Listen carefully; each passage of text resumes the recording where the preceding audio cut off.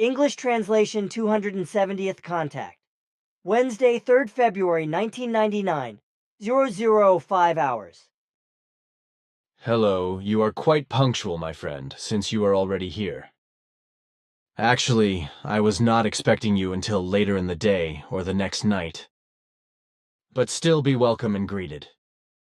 Also, I want to offer you a greeting. Yes, I am actually here early on this day because I was so pressed to see you.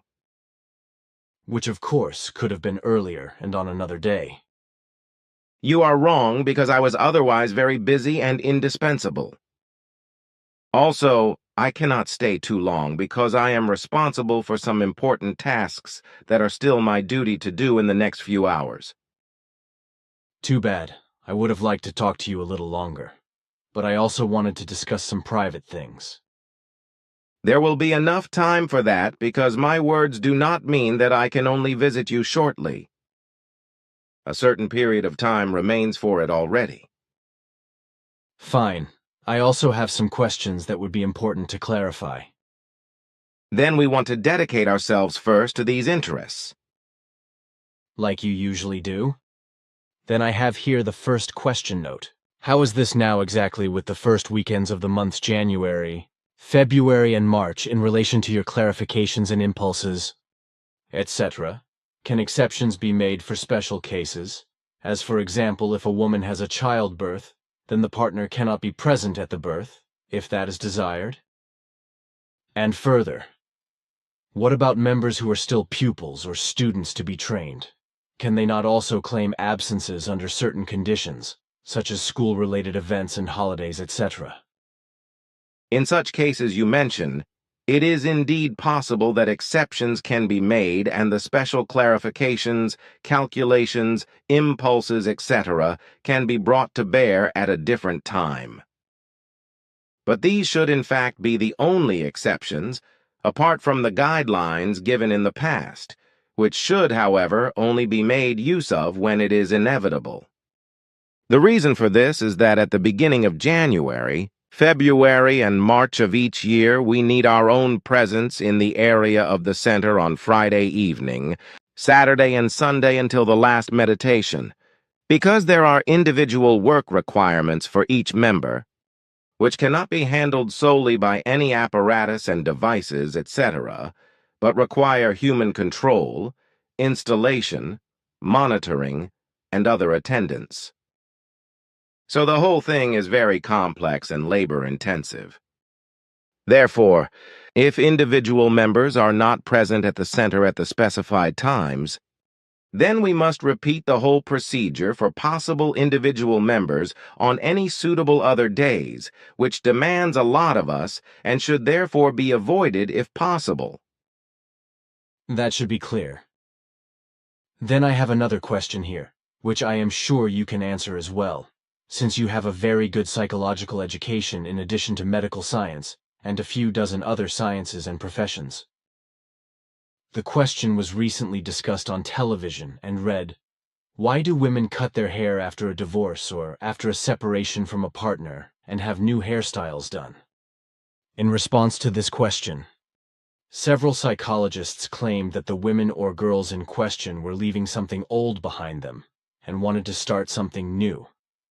A new life, with a new personality, so to speak, etc. This is an error of Earth human psychology known to me.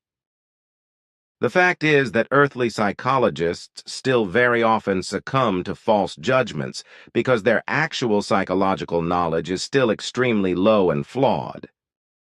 In reality, the female haircut you mentioned and the associated hairstyle renewal after a divorce or separation is based on the fact that the female persons concerned suffer from unconscious feelings of guilt towards the abandoned partner, or the unresolved cohabitation and the unmanaged interpersonal relationships and circumstances.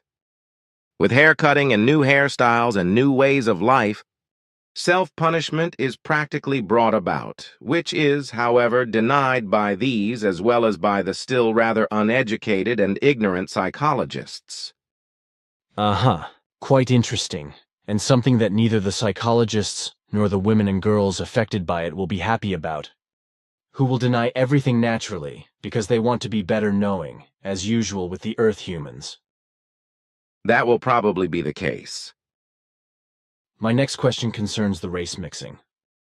You and Quetzal, as well as Simyase, had once explained to me that the race mixing, caused for example by wars, asylum seekers and migrations of peoples or subpopulations as well as great emigrations, etc., means an extremely great danger for the existence of humankind, namely due to the most different blood mixtures and genetic influences, whereby humans would be softened and susceptible to disease as well as unable to live. As a result, you have declared, such degenerative changes would occur in humans over time that some people or tribes would become extinct. I just wanted to ask whether I interpret this correctly. Your statement corresponds to correctness. Race mixing always and everywhere means a great danger for the continued existence of humanity. On the whole, different races should not and must not mix with each other or with each other to a greater extent, because a degeneration inevitably appears and drives humans to the brink of an inability to live. And Also clear. Then I have a question here regarding diet. What is it about a diet according to the blood group and the zodiac sign if it is really to contribute to weight loss? Recently there has been a teaching circulating around the world which wants to make this known. that is nonsense. A weight loss based on other facts, which are also known to earthly physicians. Once again, a question concerning vegetarianism. Is it really as healthy as vegetarians always claim? No, pure vegetarianism is unhealthy, which can also be recognized and proven again and again on the earth by pure vegetarians, who usually also have a sickly appearance. It has already been explained to you by the majority in this matter that the human being is a food omnivore and needs both vegetable and fleshly food. Plant substances alone never provide humans with all vital substances in such a wise that they could really live in an absolutely healthy wise. They need various animal substances, which are necessary and inevitable if a nutritionally and health-wise balanced life is to be the sense of the nutrition. But there are all the esotericists, the spiritualized, and other vegetarians and vegans who disagree with this explanation and believe that they know everything better. These erroneous and misguided ones probably cannot be helped so that they understand the truth. Nobody says that fruit and vegetables should not be eaten, because humans really need them for food. But meat too, as well as other animal products. Of course. Then I have here a question concerning the prophecies, namely concerning the Pope John Paul II, on 6.8. 1978, Quetzal declared in an explanation on the prophecies that the third last Pope, John Paul II, that is to say, Karol Wojtyla, would only hold his office for a short time before he blessed the temporal by an assassination on 13.5. 1981, but this was not the case at that time. Although the assassination took place at that time, John Paul II remained alive. Now the question was raised why prophecy had not been fulfilled, in complete contrast to many other prophecies which you have given, and which were fulfilled practically without exception. Did you make a mistake in this case? Or had circumstances changed that the course of events was different, perhaps in relation to the positive change in world politics that took place, etc.? Quetzal's statements were indeed a prophecy, but they were to a certain extent foresighted, which also revealed the assassination that the Pope should have succumbed to. But in fact, as you mentioned, at that time, the political as well as the economic and generally consciousness-based psychic factors of humanity on the earth changed so positively in every respect, and with it the entire world, that there was a change in the line of the future, which for the time being postponed all events into the future, or made events which should have happened or should still happen ineffective, according to old prophecies. This does not mean, however, that all prophecies are null and void, but still exist to a large extent, so that they can still be fulfilled if the humanity of the earth does not carry out a positive change, through which changes are brought about in a positive sense, whereby, of course, the prophecies change or are not fulfilled. In the case of Pope John Paul II, as well as with regard to the further prophecies and the entire world, it is now simply the case that certain things no longer come true, while other facts of the prophecies simply shift into the future and thus to other times. The positive change in world events and thus also the consciousness psyche transformation of the earthly. Humanity was the Pope's good fortune in 1981, so that he remained in office until today and survived the assassination attempt. However, it should also be noted that in prophecies there are usually always 7 different possibilities of fulfillment and effect, which are fundamentally different from each other. Consequently, depending on the change of the situation and the consciousness and psychological factor of the human beings, one or the other possibility can fulfill. Usually at least 5 of these different possibilities have to be taken into consideration, but the most negative form of prophecy is always mentioned. That is correct. Now I have something else here. Just today there was an article in the Tagesanzeiger, a newspaper. I want to read to you here, or if you want to read it to yourself, please. I have the question whether that is correct or not. What is written here with regard to the fact that people are supposed to have taken up HIV from the mentioned chimpanzees of the subspecies Pan troglodytes. You once gave me another explanation. This article corresponds only partially to the facts, in the sense that the species of ape mentioned is actually a carrier of an HIV virus. But it is an erroneous assumption that the HIV epidemic was transmitted from the mentioned ape species to the humans of Earth, because in reality this was done by the ape species known as green monkeys. The sodomistic actions of irresponsible and abnormal humans, carried out with such monkeys, led to the transmission of the plague to terrestrial humans. This is an immunodeficiency disease which our ancestors already noticed 11,000 years ago on the Earth with the green monkeys, which in later millennia also infected the chimpanzee subspecies Pan troglodytes.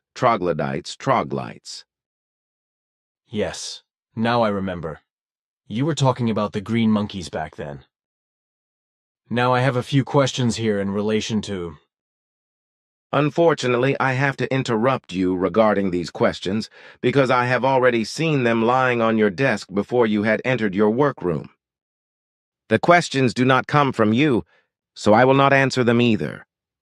Because our rule is that we do not answer any questions anymore, or that we do not get involved with any explanations, etc., that do not fall into your own question area. Of course not. Excuse me, I did not want to betray you.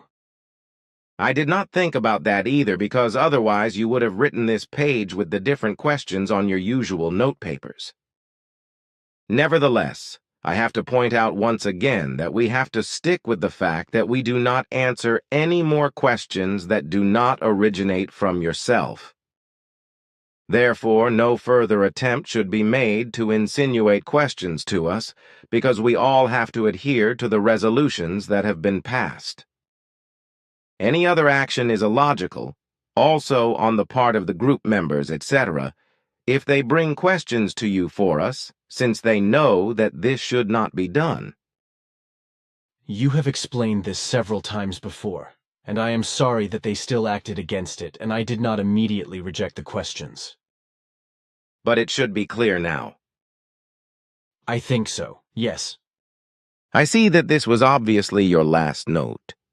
So we can turn to the private areas, and I would also like to talk about certain health and disease factors of various group members in relation to smoking and its effects. In this respect, however, it would certainly be good if we also had this in the contact report, so it would be good if you could make the relevant statements now. You will probably be right about that. Well then, years ago I told you to tell various members of the group that smoking is very harmful to their health. But only Jacobus, Madeline, and Bernadette really tried to get rid of smoking addiction and really keep themselves free of it. Today, it is already the case that various members of the group are severely damaged by smoking, which also applies to the secret smokers, Freddie and Silvano, whose immune systems are just as severely damaged and partially out of order as with Christina, Louis, and Piero. Engelbert, whose nervous system is severely attacked, suffered serious damage through smoking, while Bridget's immune system suffered such damage that she already reacts extremely susceptibly to all sorts of health-endangering attacks from bacteria and viruses, which can be extremely dangerous for her, especially in her job.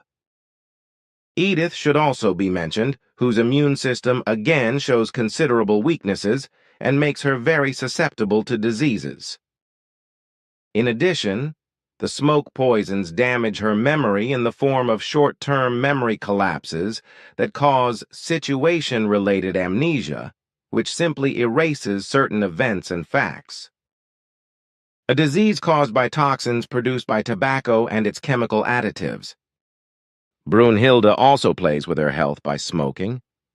Because already her immune system is only partially intact, but also her stomach and her intestines are again affected, and she is on her way to causing old ailments again. It is also Louis whose lungs have already been attacked to such an extent that he has serious breathing difficulties. Not to mention the fact that his immune system is already extremely weakened, and he is becoming more and more susceptible to germs. But there are also the remaining group members who are still addicted to smoking. Also, their immune system is partially already heavily attacked, as for example with Christian K. and Corrine, as well as with Barbara.